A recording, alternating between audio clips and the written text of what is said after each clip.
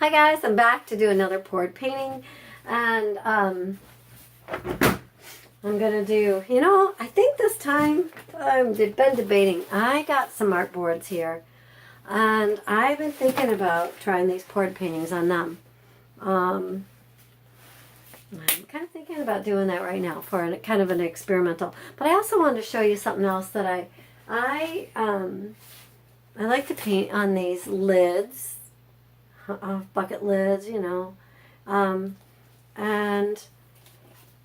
have to tell you that I went to start this painting today, and I went to pull off some of the old paint that was on the bottom of my lid, and look at, from all the pourings, it's pretty thick. So what I think I'm going to do is, hopefully it don't stick to the back of this canvas, but I think I'm going to put it on. I'm going to figure out. I'll probably put it on with paint onto another painting and make like I don't know, maybe like a collage. But anyways, I wanted to show you that it came off fairly easy. I just took a scraper and then I started pulling it off. It wants to stick to the back of this. I didn't know where to put it. So, but anyways, yeah, I was kind of.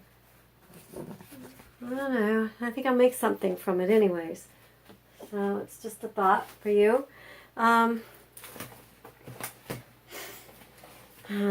Okay, so let's give one of these artboards a shot and see how it works out.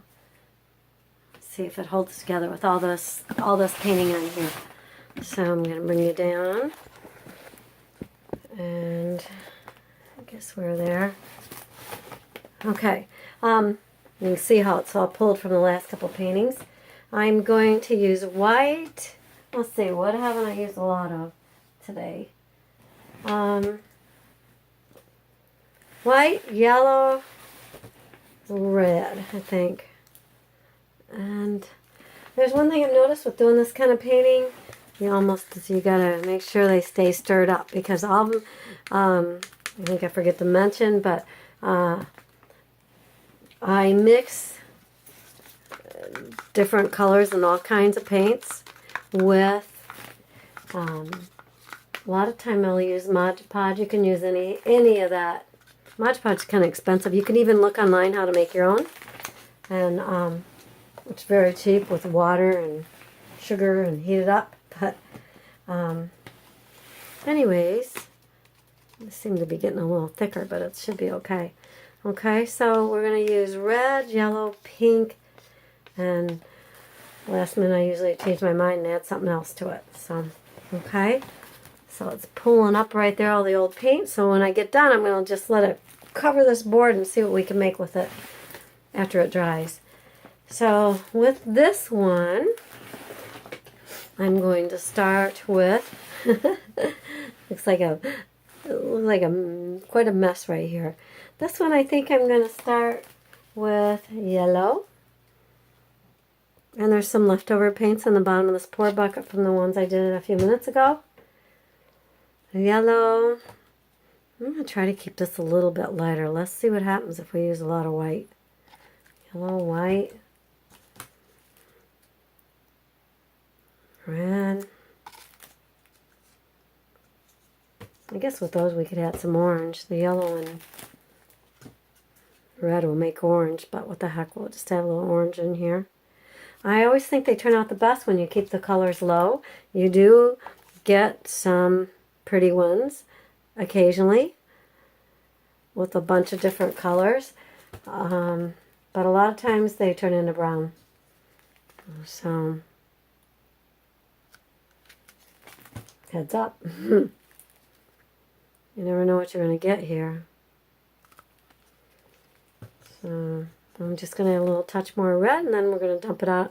This artboard here is a little bit larger than the 8x10s, I believe, than I was doing. So, guess we'll definitely use this side because I got paint on that side already. Okay, here we go. Do a quick. I told you I'm going to put a little on the edge right here.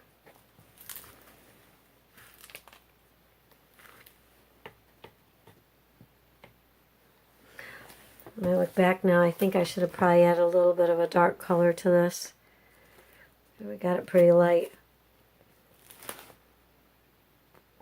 So what I'm probably going to do is, while this is sitting for just a second, pour in the cup, pour in a little bit of another color. We'll see how this is going to turn out. Okay, so I think what I'm going to do is add, because we needed some darkness, just a little bit. I don't need to pour a whole lot. I think my white's a little thicker on. Should have watered that down a little bit. So purple. I guess a yellow. And a little more red. Okay, there we go. And I think I like the sides of this, although they're probably not going to stay.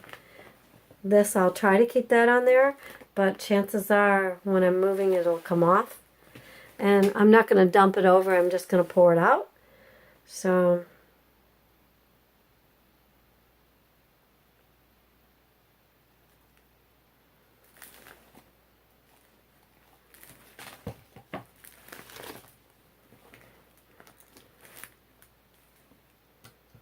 I want to add, I'm going to get a little bit of this on that corner right here.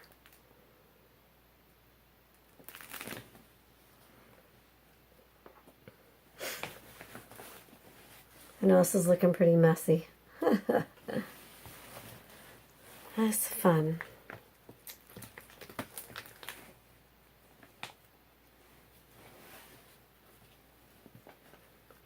I'll let you know how this works out. I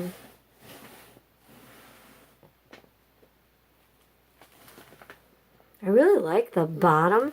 Let's see if I can bend this. Oh. I kind of like the bottom. I did like the bottom and the top, but I don't know if it's going to stay. If I could get it to bend a little bit. That's the nice thing about using the board over the canvas. It's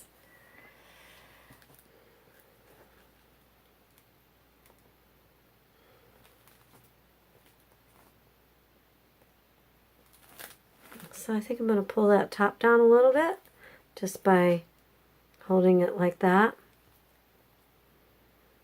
Now the problem with this painting is going to be when it dries. Let's see if you can see it here. Getting it not to stick. So I'm not sure how I'm going to tackle that quite yet. To whatever it sits on to dry. I usually use these, I have a rack behind me. I usually set them on there. But this one I might have to do something else because I don't want completely sticking to it. And it's late tonight, so by the time I get up tomorrow, it could be stuck pretty good. I am going to do the heat gun on that. This is my heat gun. I usually like to let the heat gun heat up for just a second before I hit it. I'm really not trying to move it too much. I'm just trying to get a little bit of effect. You see all the little ones coming forth right in there? This heat gun, I feel, gives you a little more control than the torch, although the torch is fun too.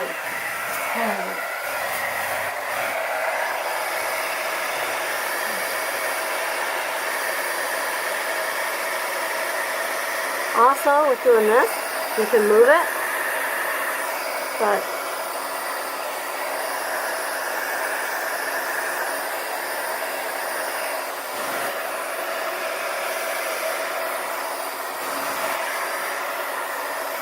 there we go. I'm going to let that go because I really don't want it too full of cells. I like just a few, but let me hold it up so you can get a better look at this. Again, I put this on artboard, and it's a little slippery. The other side is full of paint. Okay.